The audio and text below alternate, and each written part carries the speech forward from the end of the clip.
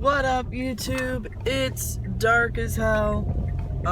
You can barely see me, but it's dark and raining where I'm at this morning. So yeah, there's that. And today we're gonna get into another story time, but before we do, I would like to remind people to support Call Me Crazy, Gabby Hanna's new song, on streaming platforms and here on YouTube.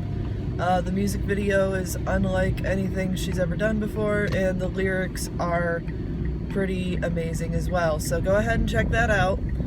But without further ado, let's get into another story time. Like I've previously mentioned, I have fallen somewhat out of being a commentary channel. I will include tidbits here and there, like Dissociated doing their Inktoberfest, which is generating some controversy. That they're doing an art thing on Patreon. They have a post here.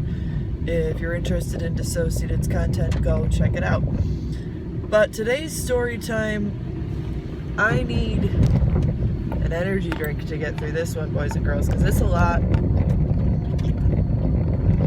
But yeah, so I want to preface this with, if you are triggered by swearing or mentions of drinking or like argumentative stuff, you might want to click away from this story time. The story time's not for you, but that's what this story time is heavily based in. Saturday, this last weekend, responsibly, we were out with a few friends getting some beers, getting some snacks. We were at a picnic table kind of in front of this one establishment that we normally go to, we being my husband and I, and he invited some buddies that he hadn't seen in a while. We're all healthy, we're all safe, we're all having a good time. And I just want to preface this with, my husband doesn't have normal everyday like interactions about like current events or news or anything like that. No, his big thing is he loves talking about history. So he's talking about history, it's a thing. He's a good storyteller. I might tell one of his stories on this channel sometime. But we have a friend of ours who, for the sake of the story, we'll call him George. And George decides that he's going to tell us the story about a tattoo that he wants to get about an assassin from the 1500s who overcame insurmountable torture. He proceeds to describe that torture and the reasoning behind said tattoo.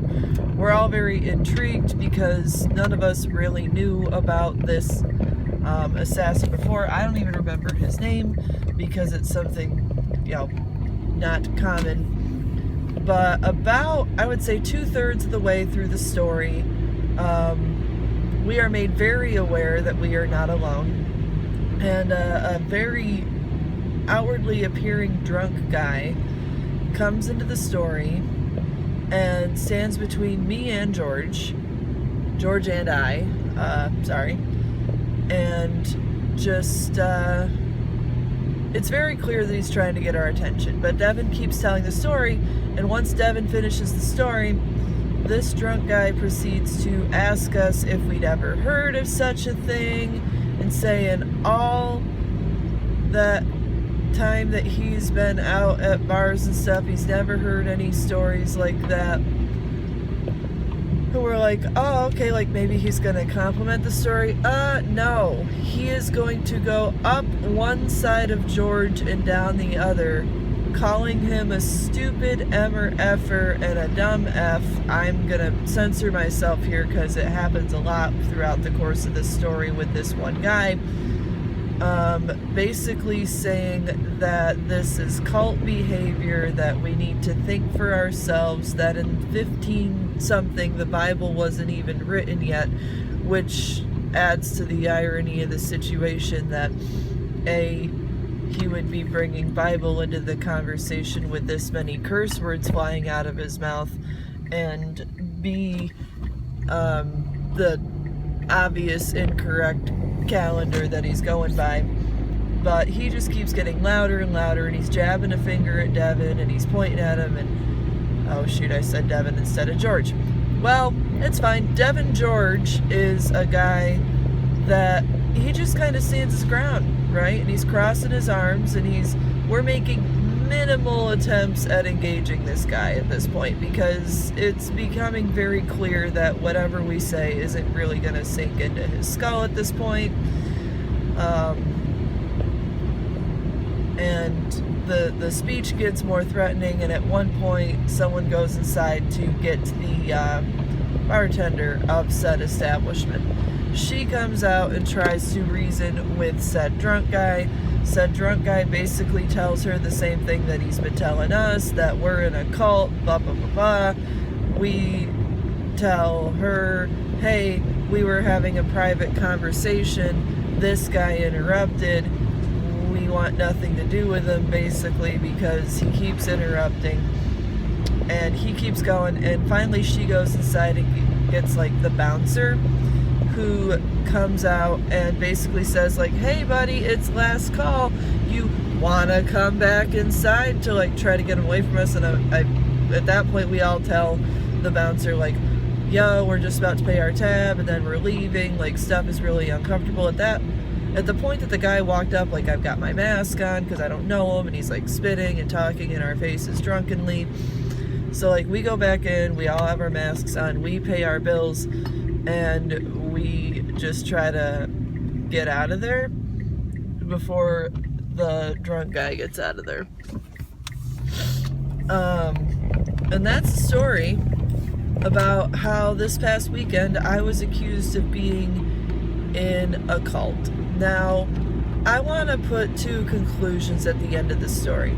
Do I think this guy remembers any of this interaction? Probably very likely that he does not. And do I think I should judge my opinion of this guy solely based on this interaction? Probably not. But I just want to preface this as kind of a lesson towards people out there, in conduct and in the way that you like carry yourselves and the way you like spend time with other people and the type of person that you want to be. And that's, if you find yourself getting to a level of like belittling someone, or you know, yelling at someone, or condoning some, or not condoning, basically being really rude to somebody, maybe just like drink a little less, or find something else to occupy your time, or find a different way to approach a conversation about a subject that you feel uncomfortable about, like, you know, assassins overcoming severe trauma and history and that sort of thing. Because in that situation, I can't stress this enough, the group that I was with, none of us were combative. We were all passive, we were all in a private conversation. This was a person that just happened upon our conversation and took everything the wrong way and started having a one-way conversation. We tried to defuse the situation, but when it became clear that it wasn't happening, we asked for assistance, which is always okay, and we knew when we needed to walk away. That's another thing too. I'm very much like, generally I avoid conflict, but I can kind of tell when things aren't going to go well just from like some experiences and stuff that I had. If we had stood our ground and kept trying to have a conversation with this person, I guarantee that it wouldn't have ended well. Not because of any fault of our own or anybody like would have gotten into a fight or anything, but I just know that the conversation would not have gone anywhere. And the guy probably wouldn't have remembered it, and probably still doesn't remember it anyways. So, and probably we stayed out too late. It was about 10:30 when this all went down. So,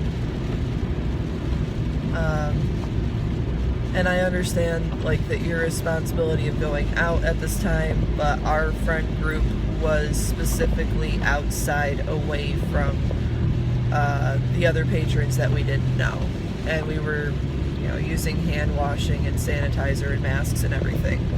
So in that context, we were as safe as we could be for that situation. Would I do it again? Probably not, but that's how we are when we do go out. We try to go out to once a week, sometimes less, and when we do, to stay away from other people that we don't know or associate with, just because stuff isn't normal still. So there's that piece of that. But to all people on my channel who are watching, thank you. Stay safe. Know when to walk away if you're ever in a situation like this. And we'll catch you next time. Bye-bye.